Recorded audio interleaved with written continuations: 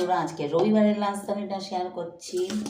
তা কাল আমাদের হচ্ছে রান্না পুজো। তা রান্না পুজোর দিনে আগের দিনে আমার রান্নাঘর ঝাড়াঝাড়ি থাকে, তাই চিন্তা করলাম শর্টকাটে বিরিয়ানিটাই হয়ে যাবে, এগ বিরিয়ানি। তাই বানিয়ে ফেললাম, দেখো ঝটপটে এগ বিরিয়ানি। তো এটা খুব সুন্দর গন্ধ বেরোচ্ছে, তোমরা পাচ্ছ না, আমি পাচ্ছি। নিয়েছি দুটো ডিম, পটেটো নিয়ে নিচ্ছি, আলু দিয়ে দিচ্ছি। এর সাথে খাওয়ার জন্য একটু ডিমের কারি রেখে দিয়েছিলাম, সেটাও নিয়ে নিচ্ছি। আলু দিয়ে ডিমের কারি।